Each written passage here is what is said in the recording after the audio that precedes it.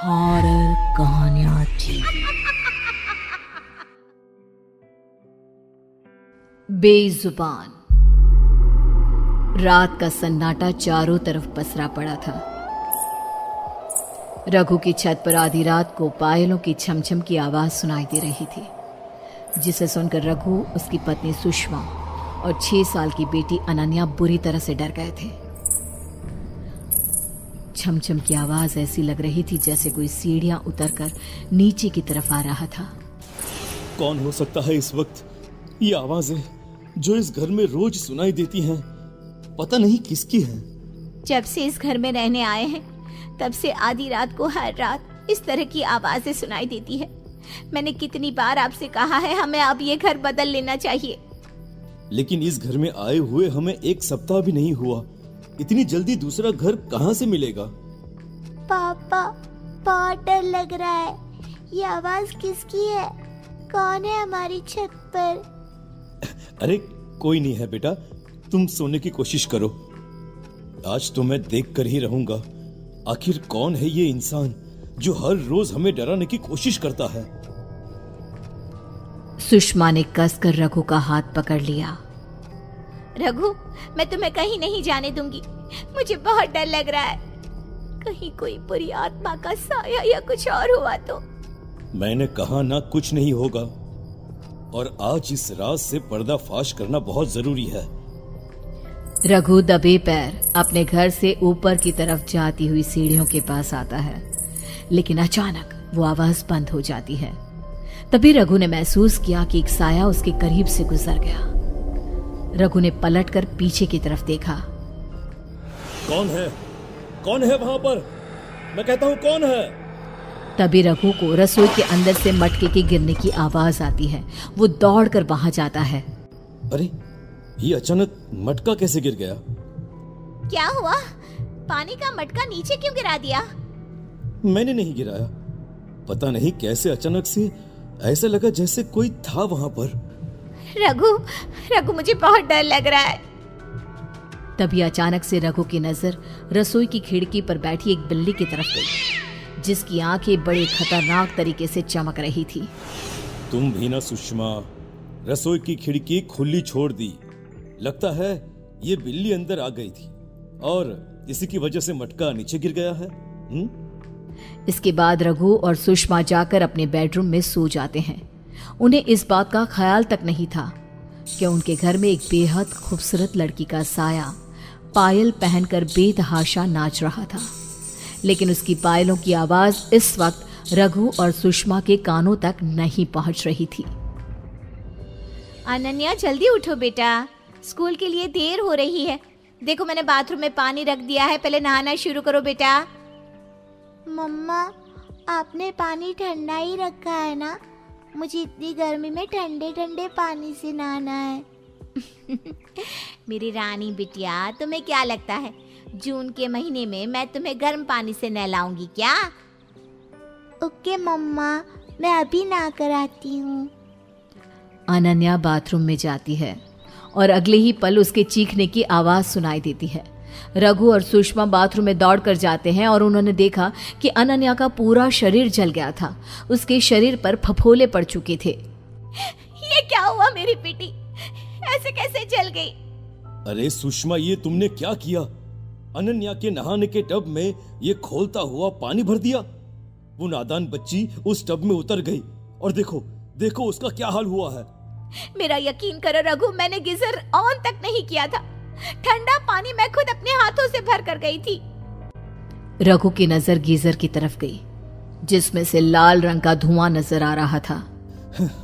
ये देखो सुषमा, तुमने गीजर भी खुला छोड़ दिया है, जिसकी वजह से इसमें से धुआं निकल रहा है। क्या कर रही हो तुम? मैं सच कह रही हूँ रघु, मैंने ऐसा कुछ नहीं किया। उधर दूसरी तरफ अनन्या बुरी तरह से रोए जा रही थी। शाम के वक्त जब अनन्या की तबीयत थोड़ी ठीक हुई तो सुषमा ने उसे सुला दिया।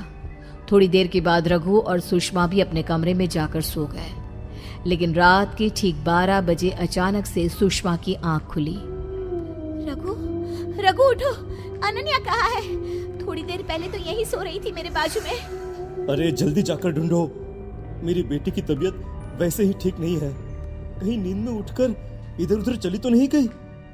रघु और सुषमा अनन्या को ढूंढने के लिए पूरे घर में यहाँ वहां भागते हैं, लेकिन उन्हें अनन्या कहीं नजर नहीं आती। ठीक उसी वक्त छत के ऊपर से पायलों की आवाज आने लगती है। फिर से वही डरावनी आवाज, जैसे जैसे कोई हमारी छत पर पायल पहनकर नाच रहा हो। रघु, हमारी बेटी ठीक तो होगी ना? कहीं उसे कुछ... मेरे साथ छत पर चलो सुषमा, मुझे लगता है हमारी बेटी खतरे में है, हमें जाकर देखना होगा, चलो। रघु और सुषमा दबे पांव घर की छत पर जाते हैं। वहां का नजारा देखकर उनके पैरों तले जमीन खिसक जाती है। नजारा बेहद खौफनाक था।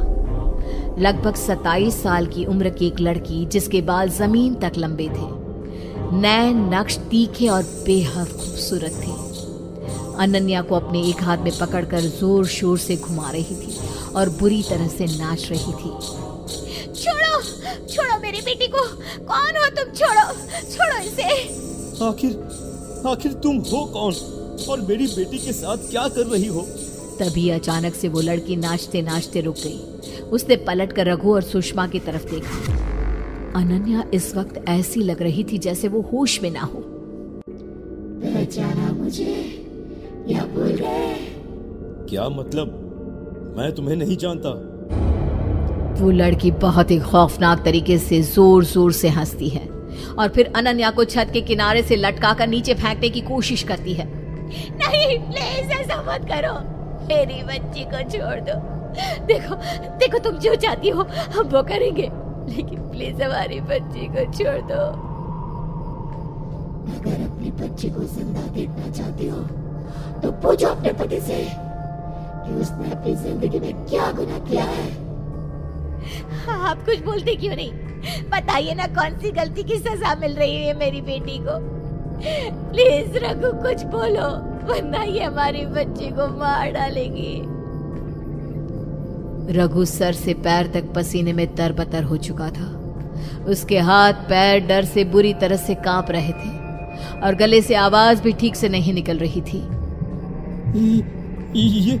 ये लड़की यहाँ नहीं हो सकती, ये पॉसिबल नहीं है। अरे ये तो... हाँ, बोलो ना, बताओ अपनी बीवी को कि मैं तो आज से 8 साल पहले ही मर चुकी हूँ। यही कहना चाहते हो ना तुम? क्या मतलब? तुम मर चुकी हो, लेकिन तुम तो हमारी आंखों के सामने खड़ी हो। सच्चाई सुनना चाहती हो तुम? सुनो, तुम्हारे पति ने कॉलेज के टाइम पर मेरे साथ इतनी रैगिंग की, मेरा इतना अपमान किया, इतना मजाक उड़ाया, अपने दोस्तों के साथ मिलकर मेरे साथ वो किया, जिसकी वजह से मुझे अपनी जान देनी पड़ी।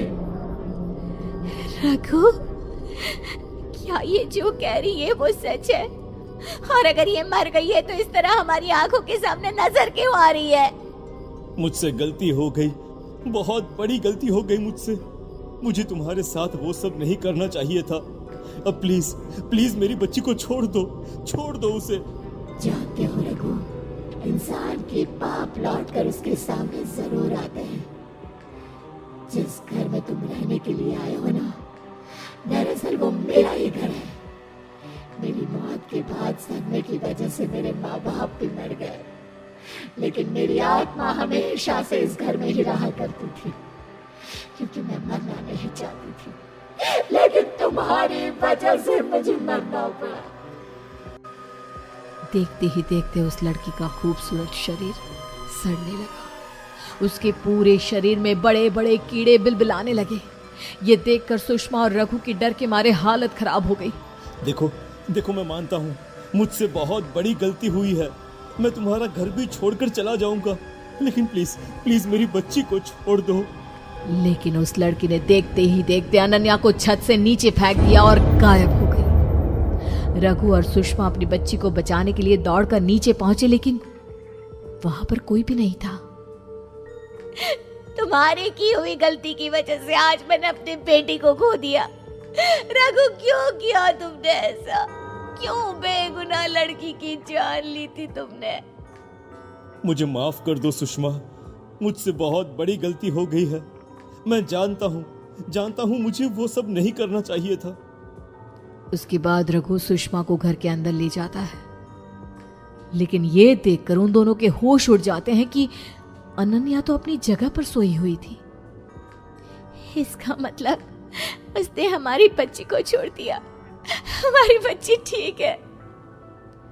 सुषमा प्यार से अपनी बेटी के सर पर हाथ फैलाने लगती है, लेकिन अनन्या की आंखें अजीब तरीके से चमक रही थी और वो खौफनाक तरीके से एकटक खिड़की की तरफ देख रही थी, जहां पर उस लड़की का साया खड़ा मुस्कुरा रहा था, जिसे देख अनन्या भी अजीब खौफनाक तरीके से मुस्कुराने लगी।